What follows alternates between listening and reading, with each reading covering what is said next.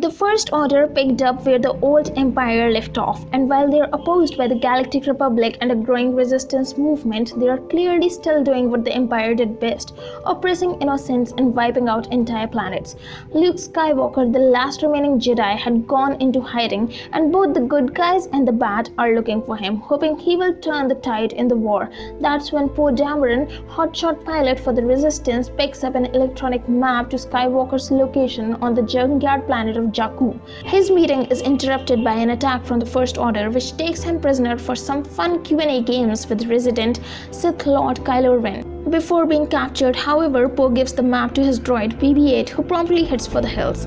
During the attack, one stormtrooper, later named Finn, decides that massacring innocent people isn't his bag and plots an exit strategy. He frees Poe Dameron and the two escape from Kylo Ren's Star Destroyer in a hijacked TIE fighter. The Star Destroyer has the last laugh, however winging them and sending them crashing down to Jakku.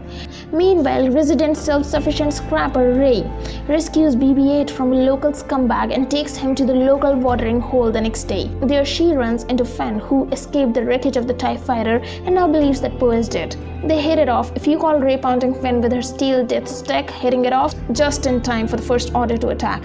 They escape in a nearby ship, which turns out to be the Millennium Falcon, and kick a little TIE fighter butt before heading out into space to find the Resistance. Instead, they run into Han Solo and Chewbacca, currently smuggling a cargo of dangerous monsters in a much bigger ship, and ever so glad to have their personal rest bucket back. Pirates attack, monsters get loose, and Han and Chewie join the new kids behind the wheel of the Falcon. Han takes Rey and Finn to see Maz, who knows the Force and can lead them to the Resistance.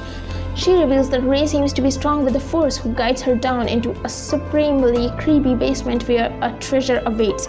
Luke Skywalker's lightsaber sliced off along with his hand in Cloud City and now in Maz's junk trunk. The Force is calling to Rey, but she is not picking up that call. Neither is Finn, who basically finds a couple of never-do-wells and splits. He is more frightened of the First Order than he is interested in helping his friend. If you know your Campbell, you know that never ends well. Sure enough, the First Order attacks with Starkiller Base, a bigger, meaner, uglier Death Star, wiping out the Republic's capital before launching an attack on Maz's watering hole. They know some stuff over but are driven away by the arrival of the Resistance, led by Poe, who didn't die in that sandpit after all. Sadly, the damage is done. Kylo Ren abducts Rey to find out where Luke has gone. He's pretty sure she knows, and Finn gets to watch them fly away, knowing that he could have done more to help. General Leia arrives to take stock of the situation and banter with her former flame, Han. They travel to the Resistance base on the planet D'Qar, where they plot some way to destroy Starkiller Base before it turns its gentle attention on them. Rey wakes up in Kylo Ren's rumpus room, and Ren proceeds to use the Sith mind torture technique on her. She proves stronger than anticipated, however, and actually pulls some tidbits from his Weasley little mind, namely that he is afraid he can't hack the whole dark side thing. Ren departs in a high snit, and his Dark Master, Supreme Leader Snoke, orders him to bring the girl to him.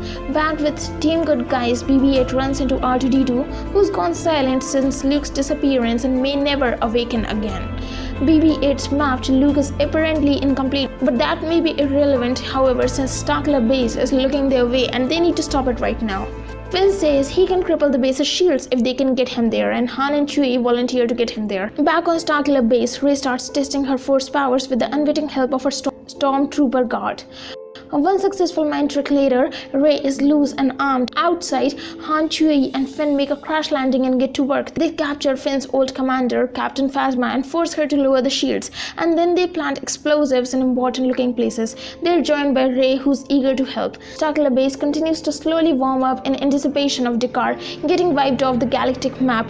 Kylo Ren interrupts, and Han confronts him, hoping to turn him away from the dark side. It doesn't go so well. Ren kills Han, and Chewie shoots Ren in the arm, then detonates the explosives, allowing Poe's X-Wing squad to attack.